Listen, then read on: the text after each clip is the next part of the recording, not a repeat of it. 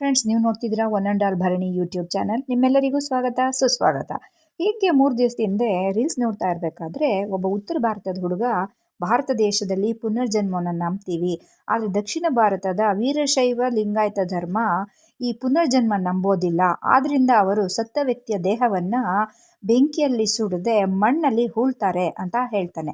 ಅದಕ್ಕೆ ಕೆಲವರು ಮೊಘಲರು ಮತ್ತು ಬ್ರಿಟಿಷರು ಭಾರತಕ್ಕೆ ಬಂದಂಥ ಪರಿಣಾಮವಾಗಿ ಇವರಿಗೇ ಗೊತ್ತಿಲ್ಲದೆ ಅವರ ಆಚರಣೆಗಳನ್ನು ಇವರು ಅನುಸರಿಸ್ತಾ ಇದ್ದಾರೆ ಅಂತ ಕಮೆಂಟ್ ಹಾಕ್ತಾರೆ. ಇದರಿಂದ ಸ್ವಲ್ಪ ಬೇಜಾರಾಯಿತು ನನಗೆ. ಯಾಕೆ ಅಂತ ಹೇಳಿದ್ರೆ, ಈ ಮೊಘಲರು ಬ್ರಿಟಿಷರು ಎಲ್ಲ ಬರೋಕ್ಕೆ ಮೊದಲಿಂದನೇ ಭಾರತ ದೇಶದಲ್ಲಿ ವೀರಶೈವ ಲಿಂಗಾಯತ ಧರ್ಮದ ಅಸ್ತಿತ್ವ ಇದೆ. ಹೌದು, ಇನ್ನು ಇವರು ಪುನರ್ಜನ್ಮ ನಂಬ್ತಾರೆ. ಆದರೆ ಒಬ್ಬ ವ್ಯಕ್ತಿ ಒಂದು ಸರ್ತಿ ವೀರಶೈವ ಲಿಂಗಾಯತ ಧರ್ಮದಲ್ಲಿ ಹುಟ್ಟಿದ ಅಂದರೆ ಅವನು ಖಂಡಿತವಾಗ್ಲೂ ಮುಕ್ತಿ ಪಡ್ಕೋತಾನೆ.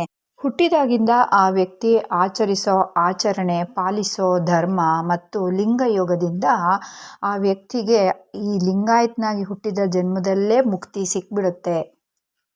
ಇನ್ನು ಸತ್ತ ವ್ಯಕ್ತಿಯನ್ನು ಮಣ್ಣಲ್ಲಿ ಹೂಳೋದಕ್ಕೆ ಕಾರಣ, ಈ ತಾಯಿ ಗರ್ಭದಿಂದ ಬಂದಂಥ ಜೀವ ಭೂತಾಯಿ ಗರ್ಭಕ್ಕೆ ಸೇರಿಕೊಳ್ಳಿ ಅನ್ನೋದು.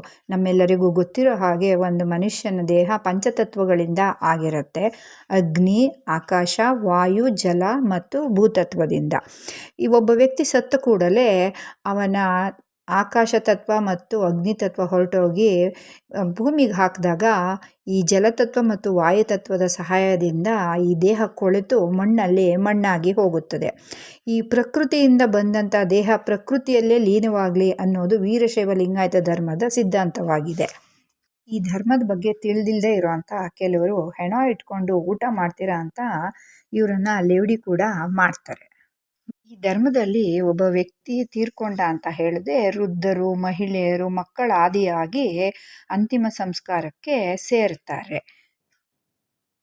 ಎಷ್ಟೋ ದೂರದಿಂದ ಬಂದಂಥ ಇವರಲ್ಲಿ ಕೆಲವರು ರೋಗಿಗಳಿರ್ತಾರೆ ಮತ್ತು ಕೆಲವರು ಹಸಿವು ತಡ್ಕೊಳ್ತಾರೆ, ಕೆಲವರು ತಡ್ಕೊಳ್ಳಲ್ಲ ಅಂಥವರೆಲ್ಲ ಇರ್ತಾರೆ. ಆದ್ದರಿಂದ ಸಾಮೂಹಿಕವಾಗಿ ಅಡುಗೆಯನ್ನು ಮಾಡಿಸಿ ಎಲ್ಲರಿಗೂ ಪ್ರಸಾದದ ವ್ಯವಸ್ಥೆಯನ್ನು ಮಾಡಿ ನಂತರವಷ್ಟೇ ಅಂತಿಮ ಸಂಸ್ಕಾರಕ್ಕೆ ಸತ್ತ ವ್ಯಕ್ತಿಯ ದೇಹವನ್ನು ತೆಗೆದುಕೊಂಡು ಹೋಗ್ತಾರೆ. ಇದು ಯಾಕಪ್ಪ ಅಂತ ಹೇಳಿದ್ರೆ, ಮರಣವೇ ಮಹಾನವಮಿ ಅಂತ ನಂಬಿರೋ ಶರಣರು ಈ ಜನ್ಮಾಂತರಗಳಿಂದ ಬಯಸಿದಂಥ ಮುಕ್ತಿ ಸಿಕ್ಕಿದಾಗ ಮನುಷ್ಯರು ಅಳದು ಗೋಳಾಡೋದು ಅಥವಾ ಯಾವುದೇ ಅಡೆತಡೆ ಇಲ್ಲದೆ ಸಂತೋಷವಾಗಿ ಸಮಾಧಾನವಾಗಿ ಕಳಿಸ್ಕೊಡ್ಬೇಕು ಅಂತ ಈ ವ್ಯವಸ್ಥೆಯನ್ನು ಮಾಡಿಕೊಂಡಿದ್ದಾರೆ. ಎಷ್ಟು ಅರ್ಥಪೂರ್ಣವಾಗಿದೆ ಅಲ್ವಾ ಫ್ರೆಂಡ್ಸ್? ನಿಮಗೆಲ್ಲ ಏನನ್ನಿಸ್ತು ಕಮೆಂಟ್ ಮಾಡಿ. ನಿಮಗೆಲ್ಲ ಈ ಕಂಟೆಂಟ್ ಇಷ್ಟ ಆಗಿದ್ದರೆ ದಯವಿಟ್ಟು ಲೈಕ್, ಶೇರ್, ಸಬ್ಸ್ಕ್ರೈಬ್ ಮಾಡಿ. ಧನ್ಯವಾದಗಳು.